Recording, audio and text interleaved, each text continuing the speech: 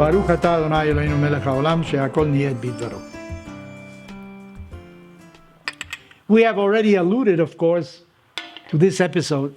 It is of the golden calf, Egel HaZa'af, our ancestors in the desert, waiting for Moses to descend from Mount Sinai, and they feel that he has tarried too long. He didn't come back on time. So they went and built a golden calf and said, Eile Elohecha Israel, this is the God, Israel, that took you out of Egypt.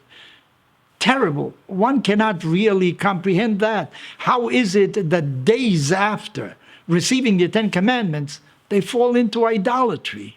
Apparently what they had learned in Egypt hadn't been erased from their minds at all. It was there. It was in the subconscious. They were trying to understand the meaning of an invisible God, the God that took them out of Egypt. But on the other hand, the idolatry that reigned in Egypt was still part of them. Well, the Torah says that God says to Moses, go down and take a look at what your people have done. Moses comes down from Mount Sinai. He's holding the 2 tablets of the law. And when he sees them dancing around the golden calf, he throws these 2 tablets to the ground, shatters them into hundreds of pieces. And he cries out, Mil Hashem Elai, whoever is for God, let him come to my side. Well, the tribe of Levi responds to the call, and they kill 3,000 of those that were worshiping the golden calf. They kill them all.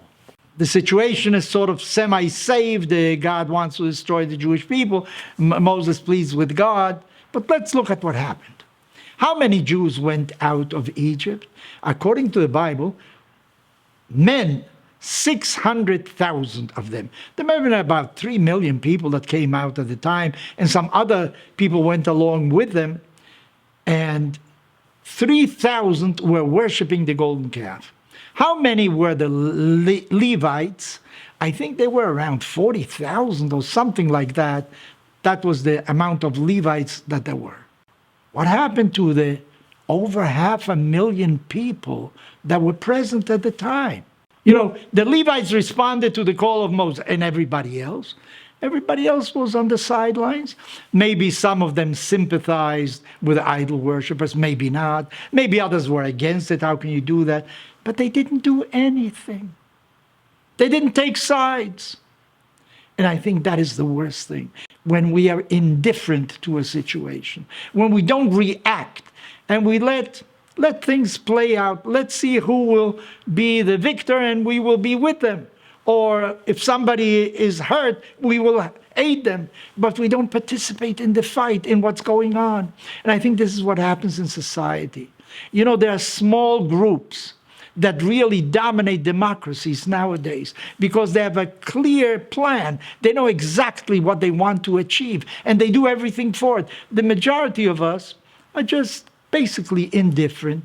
I don't mean to say that we don't have feelings. We do have preferences. We are, let's say, on the side of the right, of democracy, of liberty. But we're not willing to become involved. We don't want to stick our necks out. We just let things play out. And I think this is a great mistake, when you do not react the way you should at the right moment. At that time, the Levites were the ones that reacted, and thanks to them is that the situation was saved. But hadn't there been for the Levites, what would have happened? Even though the majority was against the idol worshippers, I would hope so. I imagine so. Only a few of them, 3,000, were willing to do it out of 600,000 men at the time. That's a very small percentage. Yet the majority were just indifferent, weren't willing to lift a finger. And I think this is what happens in society today. Then, wherever you live, it is the few people. I remember in Venezuela, there used to be all sorts of commotions in the main university, Universidad Central de Venezuela. But those troublemakers were really small groups. The majority of students just stood by the sidelines, didn't do anything. They had the right feelings. They knew what was right and wrong, but they weren't willing to intervene personally themselves. So if you want a healthy society, if you want society to progress, you want to choose life over death, if you want to choose liberty over slavery, remember, you cannot stay on the sidelines. You must participate. Only your participation, your personal participation, will ensure a better society.